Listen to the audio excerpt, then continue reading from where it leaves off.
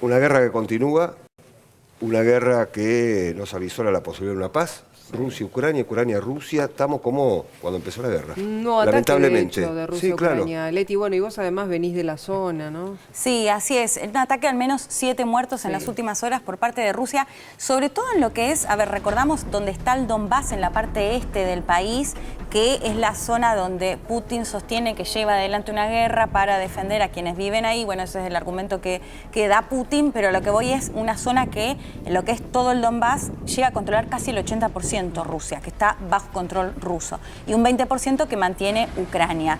En esta parte, digamos, fueron los ataques sobre todo, pero lo cierto es que Rusia también ataca al resto de la región. No hay, de hecho, bueno, vengo de estar en Ucrania, sí, ¿no? Claro. Estuve los últimos días allá, estuve de hecho en Kiev, que es la capital, estuve también en Mykolaiv, que es en el sur, apenas unos 40 kilómetros, de hecho, donde mataron hoy a algunas de las personas, el sur que fue sobre todo atacado muy fuerte en los comienzos de la guerra. Estuve en Bucha también, Irpin. Bucha es conocido porque es el lugar donde tomaron el control casi un mes de esta ciudad, y cuando se retiran los soldados rusos lo hacen asesinando a los civiles, y lo que encontraron justamente en la población eran fosas donde había decenas y decenas de muertos civiles. Bueno, esto es un poco la situación, les contaba en el viaje, bueno, por Leticia, supuesto ¿cómo es lo convivir que... con las alarmas casi en forma permanente? Constantemente. Claro. En Mykolaiv, que les decía, es en el sur, puse un piso en esta ciudad y empezaron a sonar las alarmas. Un dato que es muy llamativo, esto lo viven, me dicen, en el caso de Mykolaiv, puede sonar la alarma cada 1 hora. Porque lo que pasa es que empiezan a sonar las alarmas que se escuchan en la calle, y también, por ejemplo, yo ahora mismo estoy viendo que en Kiev hay una alarma. Es decir, te llega un mensaje en el que te dice tenés que ir a un refugio. ¿Qué pasa? Como en algunas regiones son casi constantes y a diario, lo que aprendieron a hacer los ucranianos es a mirar qué tipo de misil o qué tipo de dron, o si es un avión ruso el que está sobrevolando. ¿Se medita ir al refugio o no? Exactamente, Vivi. Claro. Poner en riesgo la vida por el hecho de que, bueno, es cada 1 hora, y de hecho en el caso de Kiev, sobre todo las alarmas se dan en la madrugada. En mi caso puntual, uno de los ataques más fuertes que se registraron, esto fue la semana anterior, que mataron al menos a 6 personas. Para que se den una idea, yo ya estaba acostada, era la 1 de la mañana, te empieza a sonar la alarma, tuvimos que ir al refugio de 1 a casi 4 y pico de la mañana, volvimos a dormir 1 hora, volvieron a sonar las alarmas y estuvimos en el búnker 3 o 4 horas más. Es decir, pasamos toda la noche en el búnker, además escuchando los ataques. Alerta y nerviosos todos, digo, me imagino estando vos. Más de 20 misiles y más de 400 drones lanzó solo esa noche en Kiev, Rusia. Bueno, escuchando, y mataron saber, a 6 personas. No saber lo que puede llegar a pasar, ¿no? Exactamente, y además, bueno, por supuesto funciona muy mal lo que es internet sobre todo. En Kiev la situación actual es que hay cuadras enteras que no tienen luz, porque uno de los grandes objetivos de Rusia es atacar justamente la infraestructura energética. A la par, lo que ves también es en las cuadras donde hay luz, restaurantes llenos, porque lo que te dicen los ucranianos es como que queremos seguir todo, con nuestra vida. Claro. Ganas de seguir como si nada pasara, pero pasa de todo. Así es, y quería contarles porque una de las cuestiones que realmente fueron una de las más impactantes de lo que pude ver en Ucrania, que visité varias ciudades, como les mencionaba, es un centro que está en la ciudad de Lviv, que es también cercano a la frontera con Polonia, por lo cual te dicen, bueno, es más seguro. Bueno, también sonaron las alarmas ahí, también lo atacó Rusia hace poco, ¿no? Lo que te dicen, no hay lugar seguro en Ucrania. Pero les decía, un centro que se llama Superhumans o Superhumanos, y básicamente son soldados como civiles que les amputaron los brazos y las piernas, o un brazo o una pierna.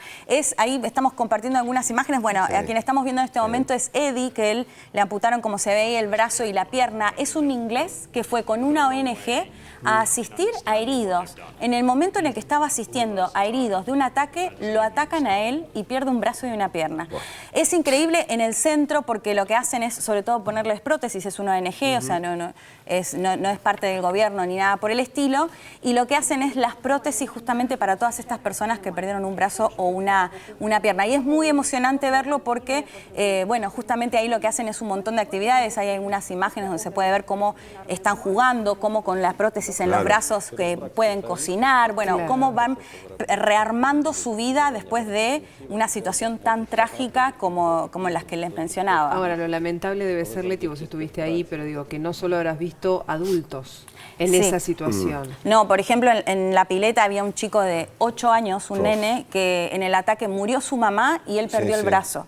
y estaba ahí con su papá en la pileta. No, son situaciones completamente desgarradoras. La guerra. Es la guerra. Pero es la guerra sí. y es la peor crudeza de la guerra. Es la peor crudeza, de hecho, bueno, yo lo que les contaba mucho, como periodista justamente hablamos de Ucrania, contamos, bueno, un nuevo ataque, tanta cantidad de muertos, uno termina naturalizando. Porque vos decís una cifra. Exacto, un número. Un número. Y otra cosa es cuando hablaste con una persona que te dice, me amputaron un brazo, una pierna, perdí a mi familia, me quedé solo. Bueno, un nene que está con el papá porque perdió a la mamá. Y perdió su brazo. No, realmente es muy impactante. Bueno, es esto, es ver las consecuencias de lo que genera una guerra que ya va a cumplir casi 4 años, como decía Pablo, además, que no se ve ninguna salida, porque además lo que le viene pidiendo al gobierno todo lo de Zelensky... contrario. Exactamente. Realmente a este punto de la situación es todo lo contrario. Porque La paz está lejísimo. Lo primero que pide Zelensky es un cese al fuego, es decir, que Rusia deje de atacar para empezar a negociar, y ni siquiera accedió al cese al fuego, ¿no? Esa es la situación. Ahí estamos compartiendo una de las imágenes, esa la tomé un chico que se paró frente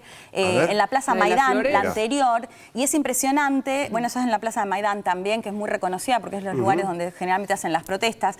La primera que compartíamos es muy fuerte también porque son las imágenes de los soldados que murieron, pero en realidad la cantidad están representados por las banderas, y la cantidad de banderas es impresionante porque son miles los que murieron. La de los tanques quemados también es una imagen muy impactante. Lo que se ve atrás, un edificio que fue atacado, era donde funcionaba el edificio municipal de Mykolaiv. Y los tanques quemados son como un orgullo que muestra la población, porque es que lograron expulsar a los soldados rusos. Entonces les quemaron, exactamente, ahí estamos viendo, les quemaron los tanques y los tienen ahí expuestos en la calle. Una ciudad que atacaron hospitales, que atacaron escuelas, que vas cuadra a cuadra y podés ver cómo están justamente atacados esos edificios. Compartíamos ahí, de hecho, otra de las imágenes del centro que les mencionaba, de cómo estos chicos llevan adelante o intentan llevar adelante una vida con normalidad después de haberles puesto ¿Cómo lo viste?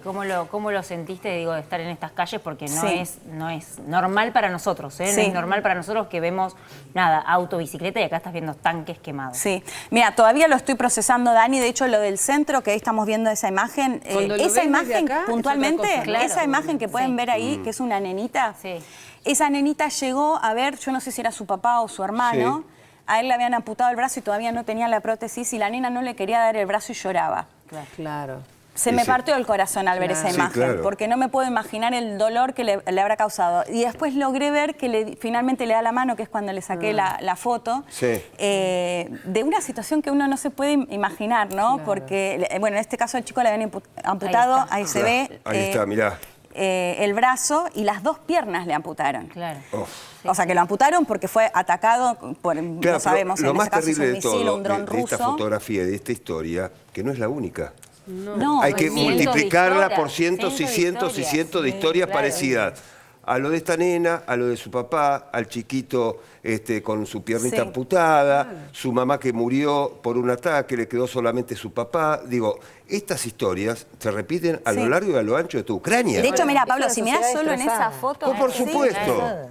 Sí, porque además no es solo la guerra convencional con estos ataques, sino también es una guerra psicológica, porque los ucranianos a diario tienen que vivir estas alarmas que les decía, claro, es que imagínate ciberataques, vivir con alerta, alarma cada hora que te suena. No podés descansar nunca. Ahora, recién decías, todavía lo estoy procesando, y es verdad porque un poco pasa eso. Nos pasa a nosotros también cuando damos noticias impactantes, las damos desde este lugar de comunicadores y no nos podemos permitir flaquear. Ahora, cuando llegas a tu casa en la comodidad de tu sillón y lo mirás como televidente, te afecta de otro modo. Te debe pasar eso, ¿no? Ahora, de hecho, te noto... No, totalmente, porque de hecho, sobre todo lo del centro me impactó mucho, porque lo del centro me impactó mucho, porque además vi tanto coraje en esas personas. Este chico que le contaba inglés, este año fue el ataque, fue apenas unos meses, y decidió quedarse en Ucrania igual para justamente asistir al resto de las personas, porque además, esto les decía, no son solo soldados, son civiles también.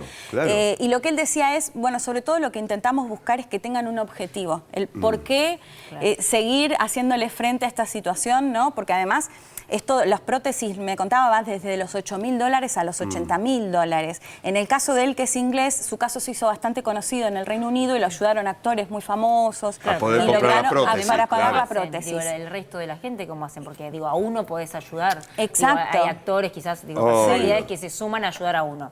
¿Y el resto? Sí, No, por eso supuesto. es buscarlo. Bueno, ellos lo reman mucho en las redes sociales y demás, pero todo ayuda. Y la gente, el pueblo, ¿cómo vive esta situación? Como vos decías, 4 años de una guerra que parece no tener fin. Sí. ¿Qué piensan que puede pasar de acá al futuro?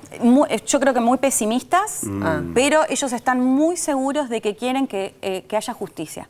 Ellos lo que dicen es, por supuesto, no queremos continuar con la guerra, pero sí lo que queremos es que sea justo y no queremos ceder nuestro país.